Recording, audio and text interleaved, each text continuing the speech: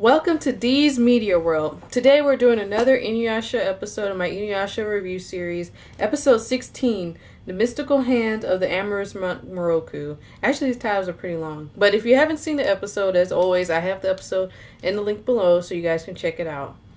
So this episode really is just the introduction to Miroku. It's actually a really fun episode to watch. I enjoy watching it because, for starters, it's an interesting transition from the last episode, which was the episode with Kikyo coming back. So they're like, man, that was dark. That was sad. So now let's get on to something that's a little funnier. And the transition kind of works. I mean, at the beginning, they talk very little about Kikyo because it's like, Kagome's like, yeah, I'm back to my normal self. She even says it casually, like, oh, yeah, I can't believe she sucked the soul out of me. I just couldn't. That cracked me up for some reason. But yeah, Kagome's fine. Inuyasha, he's trying to figure out, he doesn't know what he's going to do now with this whole Kikyo being alive and finding out that their stories don't match really has changed like all his plans. So, but we'll come back to that later. So we actually meet Miroku and he's like basically he just kind of is on his own traveler and he basically steals, but he has this weird system of half lying, like he meets the lordsman or whatever and the princess or whatever, the girl, and he does the exorcism. There was actually a demon there to exorcise, but he he steals like all their stuff so he can sell it and make some money. So it's like, yeah, he wasn't totally lying when he said that there was a demon to get rid of, but at the same time he steals. That's kind of what makes him an interesting character. It's like he does the right thing normally at the right time, but he'll also do the wrong thing at the wrong time, or at the right time. So it's interesting. I was thinking he stole I was wondering, he stole like everything and like 3 horses, and nobody saw this. That's how you know you're good at stealing something, is if you can steal 3 horses and nobody sees you. Kagome and Inuyasha are like in the hot springs. Really, Kagome's in the hot springs. And Kagome secretly wants Inuyasha to look at her naked, which is, it's fun. It's what I would call girl logic, because it's like, she doesn't actually want him to look, literally, but she wants him to have the desire to look. Like, I guess, essentially, she wants him to think she's attractive. So, if you can't figure it out by now, Kagome probably even Kagome may not realize it, but she has probably a little crush on Inuyasha at this point. It's silly, but it's funny. I didn't notice this, but Miroku has his, like, 1 shard with him, but Kagome doesn't sense his shard at all. Is it because, I would say it's because she has her shards on her, so she probably just figured there was that the shard she was sensing was just her own. But there's been times when they've been near jewel shards and she sensed the jewel shard. Like that, she didn't think it was her jewel shard, it was someone else's. I don't know if it's because he was so close by. And then also, speaking of that, Inuyasha didn't smell Miroku at all. Like, does the hot springs like take away someone's scent? Like, actually, now that I think about it, they should have known Miroku was there. Like, even though Miroku is like sneaky or whatever, they should have smelled, like, Inuyasha should have smelled him and Kagome should have sensed his jewel shard. So I know for plot convenience they don't notice him yet, but like even later, Inuyasha doesn't even know, that Miroku was ever there. There was a funny joke with Shippo, and he's like, to Inuyasha, he's like, oh, you never got really far with Kagome, have you? Like, Shippo just be talking.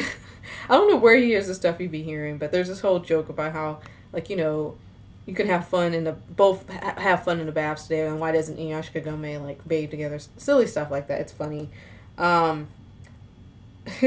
Miroku actually steals Kagome and Kagome's bike with the use of his friend Hachi, which we actually haven't really introduced him yet, but he comes back every once in a while. Like, he's Miroku's friend. He's kind of like what Myoga is to Inuyasha, except Hachi is kind of unneeded. Like, he's there only sometimes. Like, we see him very rarely, but I like Hachi. We just don't know a lot about him. So he steals Kagome's bike with practically he just rides her bike with no issue. I don't think riding a bike actually is a hard thing to do. So it kind of makes sense that Miroku, who's used to stealing things, would kind of have an idea how to use a bike. I can buy that. It's kind of, it makes it even funnier too. and he uses the wind tunnel on Inuyasha, and like that's our first introduction to him using the wind tunnel. I mean, this episode, you're just getting used seeing how Miroku is. Miroku's a really good fighter.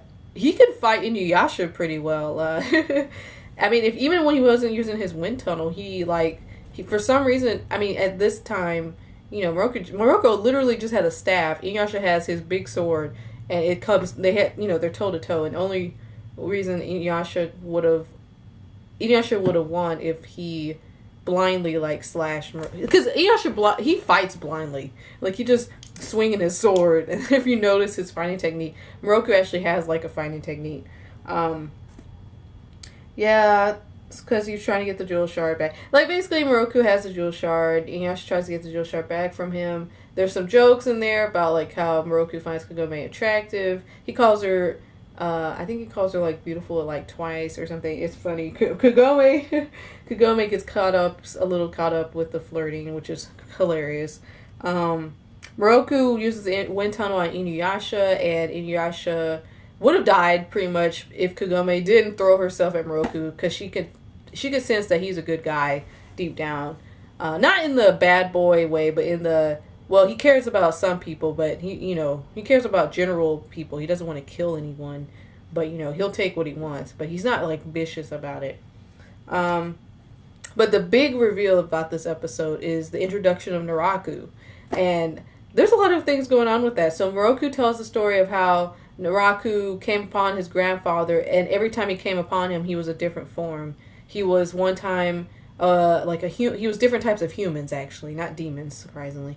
And they would fight, and then one time Miroku was a beautiful woman, and because his grandfather was a lecher like Miroku, he got caught up and then sliced in his hand the wind tunnel, which will always be passed down generations until there's no more left, or until Miroku is defeated. And also, if he, it kind of has a time limit. We don't really know the time limit. I think it's slightly subjective. It's not Miroku has to do this by a certain birthday, or his wind tunnel will eat him alive. But I think it's his hole slowly grows and grows and grows. We don't really know too much about that, but there's an idea that, he'll be killed by his own wind tunnel if he doesn't defeat Miroku. So, Miroku comes in these different forms, and it's an interesting thing, because now Inuyasha thinks that this person, Miroku, is the one that killed Kikyo and pin them against each other, because he could shapeshift. And so that brings up a lot of questions, and it's very, very likely that Miroku is the one who killed Kikyo. In fact, actually, Miroku even says that he killed a priestess. So no spoilers or anything, but we're going to learn more about that. That's going to be interesting. One thing I do have to say about Miroku being introduced is that I know that he comes back later on, but I am curious as to what Miroku's plan is for Inuyasha, because if he did kill Kikyo, was he ever going to introduce himself to Inuyasha at any point? Because we only learn about Miroku coincidentally through Miroku, not from Miroku. So I guess we'll come back to that. That's a question I really have for later on. Miroku asked Kagome to bear his child, which is funny. He asked every woman to do that. And Kagome kind of has this thing where she likes Inuyasha, but she does it in a, she's trying to make him sort of jealous kind of way, and she's like Inuyasha defends Kagome from Miroku, when he touches her and stuff like that. That's hilarious. Miroku misconstrues it. Not even really, but I would say that Inuyasha and Kagome are just friends, but Kagome sort of has a crush on Inuyasha, but she may not realize it yet. And Inuyasha's too dense to really have feelings towards Kikyo, to Kagome, so he's too confused inside to have romantic feelings to Kagome. So it's kind of funny in that way. And Kagome says this line oh yeah, I forgot, you have a thing for dead girls. And the reaction that Miroku and both Inuyasha and Miroku have the same reaction. It's too funny. And it kind of just ends on a cute note with Shippo being oh, they're, those grown-ups, they're idiots and stuff like that. So, it's a good episode. I enjoyed it. I love the introduction of Miroku. I usually really like characters like Miroku. They always kind of bring the comic relief, but not in a